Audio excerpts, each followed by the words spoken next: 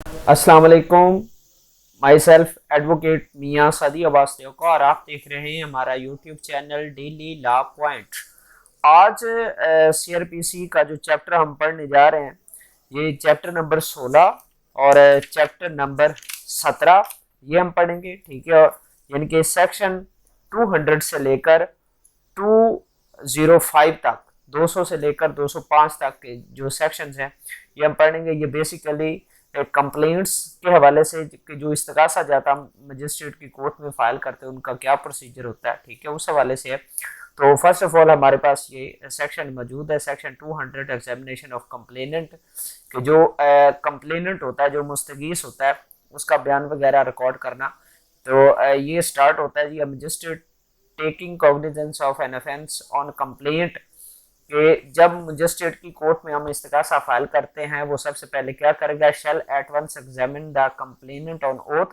वो सबसे पहले जो मुस्तगीस होगा उसका हलफ पर बयान रिकॉर्ड करेगा, ठीक है। और उसके बाद the substance of the examination, उसका जो बयान है जो वो कहेगा, shall be reduce to writing, वो उसको लिखेगा और उसके बाद उस पर जो कंप्लेनेंट है उसके 20 साइन होंगे और मजिस्ट्रेट साहब के 20 साइन होंगे, ठीक है। उसके बाद इसकी जो प्रोवाइसो है वो ये कि जब magistrate when the magistrate complaint is made in writing, जब जो इस्तगासा वो इन रिटन शेप, इन तहरीरी तौर पर दायर किया जाता है, ठीक है। तो जो मजिस्ट्रेट है to examine the complainant before transferring the case under section 192 और sending it to the court of session. तो ये है कि जो मजिस्ट्रेट है वो पहले जो है वो मुस्तगीस का बयान रिकॉर्ड नहीं करेगा। वो उससे पहले अगर उसकी जुरिस्डिक्शन बनती है तो वो अपने पास रखेगा, अदरवाइज वो सेशन कोर्ट को 192 के तहत ट्रांसफर कर देगा जो उसका बयान लिखेगी, ठीक है। उसके बाद सब सेक्शन डबल ए है, when the complaint is made in writing nothing herein contained shall be deemed to require the examination of complainant in any case in which the complaint has been made by court or by public servant, के जब जो इस्तगासा है, जो complaint है, वो किसी ऐसे मुस्तगीस की तरफ से दायर की जाती है जो कि कोर्ट की तरफ से दायर की गई है या किसी सरकारी मुलाजिम की तरफ से दायर की गई है, तो फिर उसका जो बयान है जिसे हम सरसरी बयान कहते हैं या कर्सरी एविडेंस कहते हैं वो लिखने की जरूरत नहीं है, ठीक है। उसके बाद when the case has been transferred, जब केस को 192 के तहत दूसरे मजिस्ट्रेट के पास ट्रांसफर कर दिया जाता है, तो जिस मजिस्ट्रेट के पास ट्रांसफर किया जा चुका है has already examined the complaint, और मजिस्ट्रेट जो ट्रांसफरिंग कर रहा है उसने उस इस्तगासे में मुस्तगीस का ऑलरेडी बयान रिकॉर्ड कर लिया है, तो जिस मजिस्ट्रेट को वो इस्तगासा ट्रांसफर होगा, जिसके पास वो इस्तगासा ट्रांसफर होकर जाएगा, उसके बाद वो जरूरी नहीं कि वो दोबारा कंप्लेनेंट का बयान लिखेगा, ठीक है, जरूरी नहीं है। उसके बाद 201 है, procedure by magistrate not competent to take cognizance of the case, कि जहां पर जो मजिस्ट्रेट है उसके पास इख्तियार नहीं है उस इस्तगासे को चलाने के लिए, तो वो क्या करेगा, he shall return the complaint for presentation to the proper court, वो मुतलका अदालत में इस इस्तगासे को पेश करने के लिए वापस कर देगा with endorsement to that effect, उस पर अपनी जो रीजन है, वो जो इंडोर्समेंट है वो उस हवाले से लिखेगा, ठीक है। और अगर जो कंप्लेंट है वो रिटन फॉर्म में नहीं है, वो जबानी इस तौर पर बंदा जाकर पेश हो गया, ठीक है, तो जो मजिस्ट्रेट है फिर कंप्लेनेंट को प्रॉपर कोर्ट में पेश होने का हुक्म दे देंगे, ठीक है। उसके बाद है 202 है, पोस्टपोनमेंट ऑफ इशू प्रोसेस, जब इस्तगासा फाइल होगा, कर्सरी एविडेंस रिकॉर्ड की गई, एविडेंस रिकॉर्ड करने के बाद अब जो मजिस्ट्रेट है वो इंक्वायरी हेड करवाएगा, ठीक है। और वो या तो खुद इंक्वायरी करेगा या किसी दूसरे मजिस्ट्रेट को भी वो अक्वायर कर सकता है, उसको भी कह सकता है। और अगर जो इस्तगासा है वो मजिस्ट्रेट के पास चल रहा है, ठीक है, उससे रेफर होकर उसके पास चला गया, तो सेशन कोर्ट के पास चला गया, तो जो सेशन कोर्ट है वो नीचे मजिस्ट्रेट की भी ड्यूटी लगा सकते हैं, मजिस्ट्रेट को भी कह सकते हैं, ठीक है, या बजाते खुद भी वो इंक्वायरी कंडक्ट कर सकता है, ठीक है। इसके जो आपको बताऊं, और इस जब वो इंक्वायरी कंडक्ट करेगा तो उस दौरान वो postpone the issue of process for compelling the attendance of the person complaint against, तो जिन के खिलाफ, जिन मुलजमान के खिलाफ इस्तगासा दायर हुआ है, उनकी तलबी का जो प्रोसीजर है वो पोस्टपोन कर देगा, वो फॉर द टाइम बीइंग जो है ना वो डिस्पेंस कर देगा कि अभी नहीं, जब इन्वेस्टिगेशन ये इंक्वायरी कंप्लीट हो जाएगी उसके बाद जो है उनकी तलबी करवाई जाएगी, तब तक के लिए वो तलबी नहीं करवाएंगे। ठीक है। और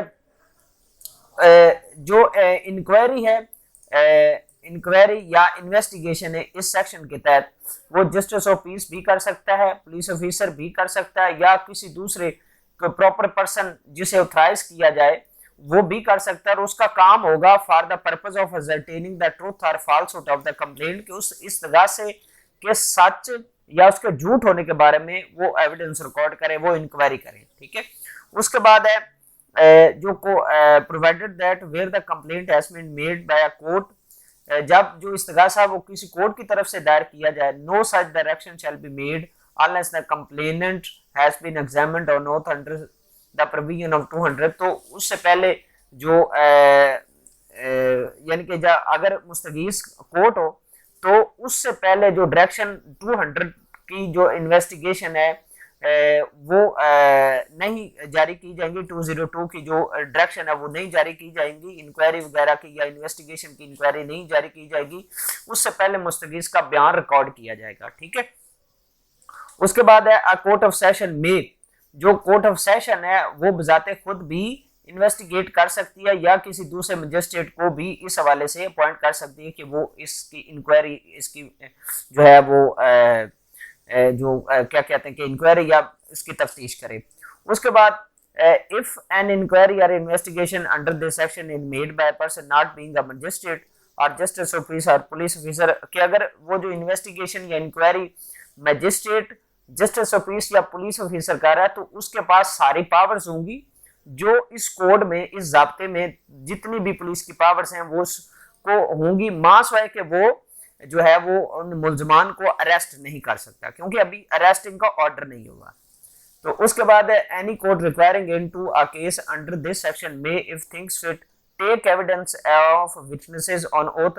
उस इंक्वायरी में, इस इंक्वायरी में जो कोर्ट है या जो इंक्वायर्ड पर्सन है वो जो गवाहान है उनसे हलफ पर बयान भी ले सकता है। उसके बाद सेक्शन 203 या डिसमिसल ऑफ कंप्लेंट, जो इस्तगासा उसके खारिज होने के हवाले से, कि अगर इन्वेस्टिगेशन के दौरान, इंक्वायरी के दौरान सारी कर्सरी एविडेंस होने के बाद ये जाहिर होता है कि ये इस्तगासा झूठा है, ठीक है, तो जो मजिस्ट्रेट है वो इस चीज को, इस्तगासे को खारिज कर देगा। ठीक है। और इस हवाले से अपनी रीजंस भी रिकॉर्ड करेगा। उसके बाद है सेक्शन 203A है कंप्लेंट्स इन केस ऑफ जिना। तो जिना के केसेस में जो इस्तगासा है उसका क्या तरीक़ेकार होगा कि वो ये कहता है कि किसी भी कोर्ट को हदूद ऑर्डिनेंस, ऑफेंस ऑफ जिना, इन्फोर्समेंट ऑफ हदूद ऑर्डिनेंस 1979 का जो सेक्शन है 5, उसके तहत कंप्लेंट करने का इख्तियार नहीं है, इस्तगासा सुनने का इख्तियार नहीं है, मासवाए कि वो एक कॉम्पिटेंट कोर्ट में दायर ना किया गया हो, यानी कि कॉम्पिटेंट कोर्ट में ये इस्तगासा जो है वो दायर होगा। और वो जो प्रिसाइडिंग ऑफिसर ऑफ कोर्ट होगा, जो जज साहब होंगे, वो कंप्लेनेंट का बयान लेंगे, जैसे वो उसकी कॉग्निजेंस लेते हैं इस्तगासे की, वो कंप्लेनेंट का बयान लेंगे फर्स्ट टर्म में। ठीक है। Shall at once first term में उसका बयान जो है वो हलफ पर होगा। ठीक है। और उसके बाद एटलीस्ट 4 मुस्लिम अडल्ट मेल आई विटनेसेस, 4 मुसलमान जिन्होंने वकूआ देखा हो, ठीक है, उनके बयान होंगे। और उस हवाले से कोर्ट सेटिस्फाई हो कि वो तज़किया अशहूद की जो रिक्वायरमेंट है, यानी कि ऐसे तज़किया अशहूद वो अशखास होते हैं कि they are truthful person and abstinence from the major sins कबीर of the act of penetration necessary to the offence, के इस का जो ये जो ऑफेंस है उसके लिए 4 मुस्लिम अडल्ट आई विटनेसेस, उनके एविडेंस जरूरी है। और वो तज़किया शहूद वो होते हैं जिन्होंने कभी ना झूठ बोला हो, ना कभी कोई कबीरा गुनाह किया हो। ठीक है। उसके बाद प्रोवाइजो है कि अगर जो मुलजम है वो गैर मुस्लिम है तो जो गवाह है वो भी गैर मुस्लिम होंगे। ठीक है। यहाँ पर मेक वर्ड है। ठीक है। उसके बाद एक्सप्लेनेशन है कि तज़किया शहूद का मतलब है mode of inquiry adopted by court to satisfy itself as to the credibility of witness, कि तज़किया शहूद का माना है कि कोई ऐसा तरीक़ेकार जो कि कोर्ट अडॉप्ट करे और अडॉप्ट करने के बाद अपने आप को यकीन दिलाए कि जो विटनेसेस की क्रेडिबिलिटी है वो कैसी है, वो किस स्टेज पर है। ठीक है, उसके बाद सब सेक्शन 3 है substance of the examination of the complainant and the I witnesses, जो मुस्तगीज का बयान है या गवाहान के बयान है वो तहरीरी होंगे, उस पर कंप्लेनेंट और आई विटनेसेस के और जज साहब के साइन होंगे। ठीक है, उसके बाद क्या होगा जी, if in the opinion of the presiding officer court, अगर कोर्ट ये समझती है कि यहाँ पर सफिशिएंट जो मटीरियल है, जो ग्राउंड है वो मौजूद है मुल्जमान के खिलाफ, तो जो कोर्ट है उन मुल्जमान को उनकी जात हाजिरी के लिए उनको समन कर सकती है। ठीक है, उसके बाद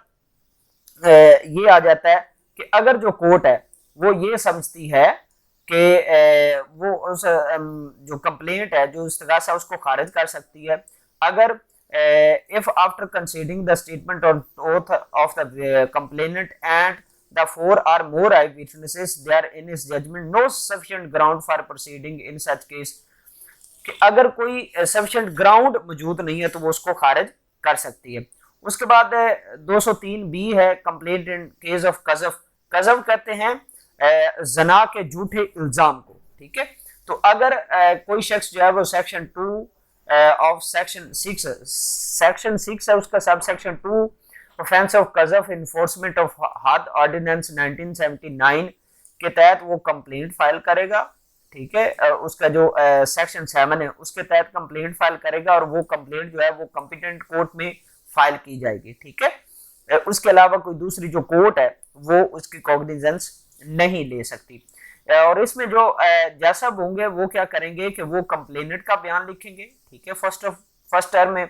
उसके बाद जो आई विटनेसेस हैं, सेक्शन 7 की जो रिक्वायरमेंट है उसके मुताबिक जितने जरूरी हो वो आई विटनेसेस जो हैं उनका बयान लिखेंगे। ठीक है, और उनका जो बयान है गवाहान और मुस्तगीज का वो एक तो तहरीरी हो। ठीक है, उसके बाद साइन हो कंप्लेनेंट के, उनके गवाहान के उसके ऊपर साइन हो और जज साहब के भी साइन हो। उसके बाद अगर जज साहब ये सोचते हैं कि यह सफिशिएंट ग्राउंड्स वजूहात माकूल वजूहात सफ़ा मिस्र पर मौजूद हैं तो वो मुल्ज़िम की समनिंग कर सकते हैं। उसके बाद जो प्रिजाइडिंग ऑफिसर या कोर्ट ये समझती है कि जो है सब नो सफिशिएंट ग्राउंड को माकूल वजूहात या चीज़ साबित नहीं हो सकती सरसरी तौर पर, तो उस जो कंप्लेंट है उसको खारिज कर सकती है। उसके बाद सेक्शन 203 है complaint in case of fornication, हरामकारी के हवाले से जो इस्तगासा है वो फाइल करना है। कि वो ये कहता है कि सेक्शन 496 पाकिस्तान पेनल कोड के ऑफेंस का जो इस्तगासा है वो कॉम्पिटेंट कोर्ट में फाइल किया जाएगा। ठीक है, जो जज होंगे वो जो मुस्तगीस है उसका बयान बर हलफ रिकॉर्ड करेंगे और साथ में कम से कम 2 जो विटनेसेस हैं, आई विटनेसेस हैं जिन्होंने वकूआ देखा, उनके बयानात रिकॉर्ड किए जाएंगे और उनका जो सब्सटेंस है, जो उनके बयानात वगैरह हैं वो तहरीरी होंगे, उस पर साइन दोनों के होंगे। ठीक है, और उसके बाद जज साहब के भी साइन होंगे। और अगर जज साहब समझते हैं कि माकूल वजूहात हैं तो जज साहब जो है वो मुल्ज़िम की तलबी भी कर लेंगे। ठीक है, issue a summon for the personal attendance. उसके बाद प्रोवाइजो है, और प्रोवाइजो में ये लिखा हुआ है कि जो कोर्ट है वो उसके जरूरी नहीं कि वो मुल्ज़िम से जो है वो उसे कह कि आप जमानतनामा दाखिल करें, उससे वो उसके जाती मुचलके पर भी उसको कह सकते हैं कि आपने जाती मुचलके पर पेश हो जाए। ठीक है, उसके बाद है कि अगर जो कोर्ट है वो ये समझती है कि कोई no sufficient grounds for proceeding मौजूद नहीं है तो वो जो है इस्तगासा को खारिज भी कर सकती है।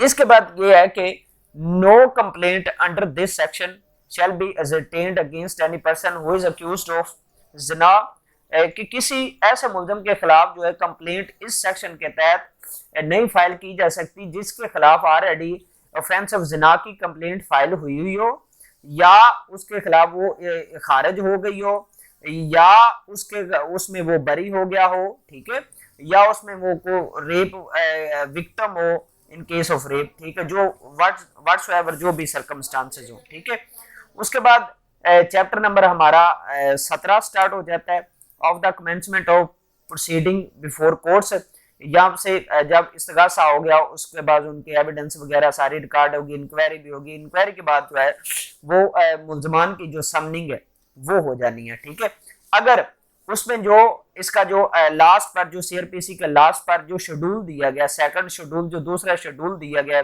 उसके कॉलम नंबर 4 में, फोर्थ कॉलम जो है, फोर्थ कॉलम में अगर उस जुर्म के में लिखा हुआ कि समन, तो वो कोर्ट समन जारी करेगी। अगर उस कॉलम में, ठीक है, उस जुर्म के सामने वारंट लिखा हुआ है तो वो कोर्ट जो है वो फर्स्ट इंस्टांस में वो वारंट जारी करेगी। ठीक है, ताकि उस शख्स को गिरफ्तार करके या उसकी तलबी वगैरह करवा के कोर्ट के सामने पेश किया जाए। ठीक है, उसके बाद nothing in this section shall be deemed to affect the, तो ये कहता है कि जो सेक्शन 90 की प्रोविजन है उसके ये सेक्शन खिलाफ नहीं है। ठीक है, उसके बाद जनाबे वाला आ जाता है कि ये कहता है कि नो प्रोसेस, यहाँ पर अगर कोई प्रोसेस सर्विस की तामील के हवाले से कोई फीस वगैरह का तयन किया गया तो जब तक फीस पे नहीं होगी उनकी तलबी मुलजमान की नहीं होगी, और अगर फी पे नहीं करवाई जाती तो जो इस्तगासा वो खारिज किया जा सकता है। उसके बाद सेक्शन 205 है मजिस्ट्रेट में dispense with personal attendance of accused,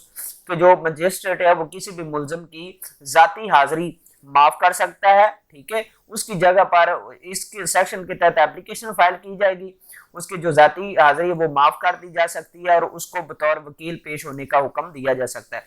और जब मजिस्ट्रेट चाहेगा एट एनी स्टेज, ठीक है, तो वो जो मुलजम की हाजिरी है उसका हुक्म दे सकता है और इससे मुलजम फिर दोबारा पेश होता रहेगा। ये था हमारा चैप्टर, अल्हम्दुलिल्लाह हमारा कंप्लीट हो गया, चैप्टर नंबर 16 और चैप्टर नंबर 17।